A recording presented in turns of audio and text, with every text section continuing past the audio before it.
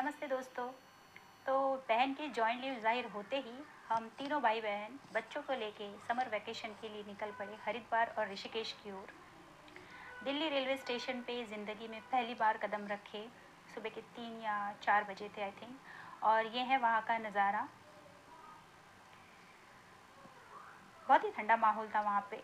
उसके बाद हम लोग बैठे चेयर कार ट्रेन में, जो कि जा रही थी दिल्ली से देहरादून, क्योंकि हमें हरिद्वार उतरना था।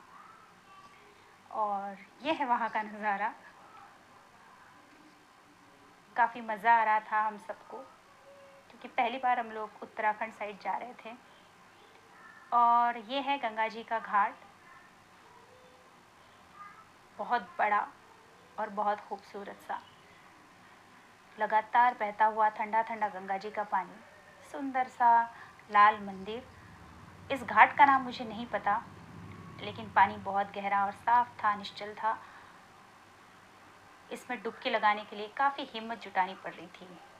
और मैंने पहली बार गंगा जी को देखते ही मेरे हाथ अपने आप जुड़ गए, क्योंकि इतनी बड़ी नदी मैंने सच में पहली बार देखी। यहाँ पे डुबकी लगाते ही हम लोग निकल पड़े हर की पौड़ी की ओर। एक्चुअली हमें मनसा देवी के दर्शन के लिए जाना था, लेकिन वहाँ काफ़ी भीड़ थी और केबल कार से भी 2 घंटे का वेटिंग था। और सफ़र में इतने ज़्यादा थक गए थे हम लोग कि हमें बिल्कुल भी इच्छा नहीं थी। तो हमने डिसाइड किया कि हम लोग आरती अटेंड करेंगे। और यहाँ पे लोग दोपहर के 3 बजे से आके बैठे थे शाम की 7 बजे की आरती अटेंड करने के लिए। तो सोचिए कि कितनी भीड़ होती होगी। ये देखिए भीड़ आप लोग, और सब लोग आरती में मगन हैं। बहुत ज़्यादा भीड़ थी और बहुत भक्तिमय माहौल था, वातावरण था।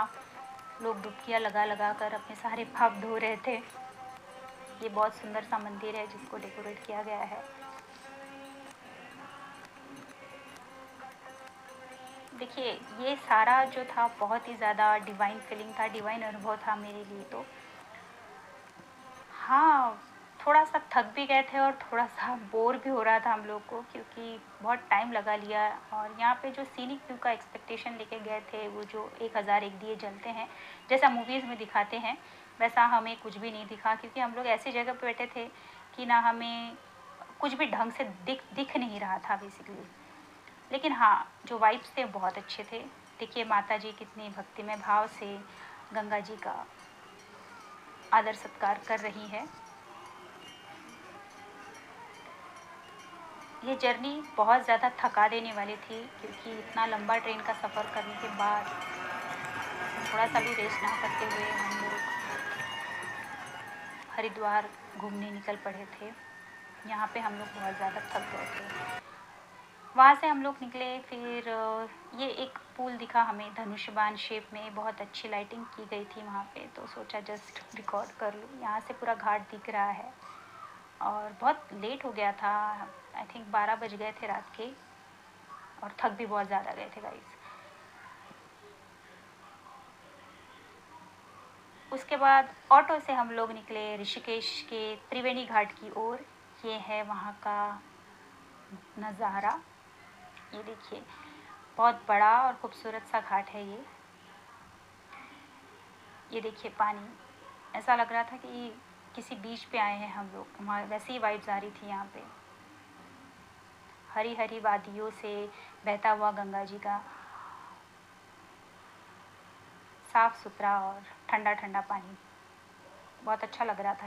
यहाँ पे भी लोग बहुत डुबकियाँ ले रहे थे। और हमने तो अपने पिछले और अगले जन्म के सारे पापों के पाप धो डाले यहाँ पे डुबकियाँ लगा लगा कर। लेकिन ये घाट थोड़ा सा रिस्की लग रहा था मुझे, क्योंकि ये जो पत्थर थे बहुत ही फिसलन भरे थे और यहाँ पे पैर फिसलने का बहुत डर लग रहा था। तो मैंने तो बस चुपचाप बैठ के सारा व्यू देखने का निश्चय किया और सारे लोगों को ऑब्ज़र्व करना, उस घाट की वाइब्स को एंजॉय करना, ये अपने आप में बहुत बड़ी बात है। तो ये देखिए बीच बीच में पानी सूख भी गया था नदी का, लेकिन बहुत ज़्यादा ठंडा पानी था। मतलब इतनी कड़कती दोपहर भरी तपिश में भी पानी बिल्कुल भी ठंडा गर्म नहीं था, बहुत ज़्यादा ठंडा और गहरा था। उसके बाद ये है जानकी सेतु, जिसे क्रॉस करके जाना पड़ता है दूसरी ओर, जहाँ पे है परमार्थ निकेतन का आश्रम। और ये देखिए, ये जो पुल है, जो सेतु है, ये बस केबल कार के सपोर्ट से, केबल्स के सपोर्ट से बनाया गया है। सॉरी, ज़बान में थोड़ी फिसलन हो रही है, बहुत दिनों के बाद रिकॉर्डिंग कर रही हूँ, इसके लिए थोड़ा सा नर्वसनेस भी फील कर रही हूँ। और यहाँ पे इस पुल पे बस पैदल लोग और टू व्हीलर्स अलाउड हैं। यहाँ पे टू व्हीलर्स भी रेंट पे मिलती है, लेकिन बच्चे होने की वजह से, बच्चे हमारे साथ थे तो हमने कोई भी टू व्हीलर्स नहीं ली। और जब हम चल रहे थे ना, तो ये पुल थोड़ा सा ऐसा हिल रहा था तो वो भी एक थ्रिल लग रहा था हमें, और इंजीनियरिंग का अनोखा नमूना कह सकते हैं हम इसे। देखिए, और पुल से उतरते ही हनुमान जी के भव्य दर्शन होते हैं हमें यहाँ पे। पीछे पहाड़ देख रहे हैं आप, बड़े बड़े पहाड़, बड़ी सी गंगा जी, बहुत ही विशाल और अद्भुत अनुभव था ये मेरे लिए तो। और ये है परमार्थ निकेतन। ये देखिए, जो शिव जी की मूर्ति आप देख रहे हैं, वो जो 2013 में केदारनाथ में जो बाढ़ आई थी, और ऋषिकेश का जो न्यूज़ चल रहा था टीवी पे, तो वहाँ पे ये शिव जी के कंधे पर से नदी का पानी बह रहा था। तो आप सोच सकते हैं कि पानी का बहाव कितना होगा और कितना ऊपर स्तर उसका बढ़ गया होगा।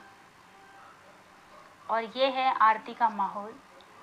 वैसे सच कहूँ तो यहाँ की आरती कंपैरेटिवली हर की पौड़ी की आरती से बहुत ज़्यादा डिवाइन थी, बहुत अ, अच्छी फीलिंग थी यहाँ की। मतलब यहाँ पे तो मेडिटेशन भी कर रहे थे कई लोग, और फॉरेनर्स भी आए हुए थे, और भीड़ देखिए आप लोगों की। और यहाँ पे हमें वो सीनिक व्यू भी दिख गया, वो दियों का एक साथ जो गंगा जी की आरती करते हैं वो वाला, बहुत ही डिवाइन फीलिंग थी यहाँ की। और बहुत मज़ा भी आया, मतलब सारी थकान दूर हो गई हमारी यहाँ पे आके। बहुत अच्छा लग रहा था यहाँ पे।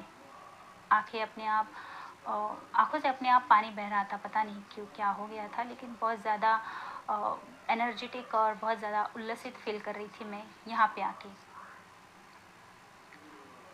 और बहुत सुंदर नज़ारा है ये। उसके बाद मेरी बहन ने नदी को दिया अर्पण किया।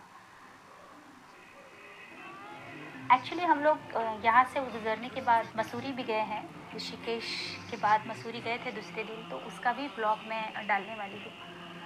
अगर इसी में डाल देती तो वीडियो काफ़ी लंबा हो जाता था, तो यही सोचा कि चलो 2 ब्लॉग बना दिए जाए। और मेरी तबीयत भी बहुत ख़राब हो गई थी गाइस, तो पता नहीं, वहाँ पे तो सब ठीक था, लेकिन जैसे ही मैं सफ़र से आई, मुझे बहुत ज़्यादा डेंजर वाला फूड पॉइज़न हो गया था, और इसकी वजह से काम भी रुक गया है मेरा। लेकिन फिर भी मैं ट्राई कर रही हूँ कि मैं ज़्यादा से ज़्यादा वीडियोस अपलोड कर पाऊँ, और जितना मुझसे हो सकता है, the best I can do, I am doing it. और ब्लॉग में मैं इतना एक्सपीरियंस नहीं हूँ, but still I am trying to do it. So ये देखिए, हमारे भगवान शंकर जी की भव्य मूर्ति। टीवी पे देखा था मैंने इस मूर्ति को, पानी बहते हुए ये मूर्ति।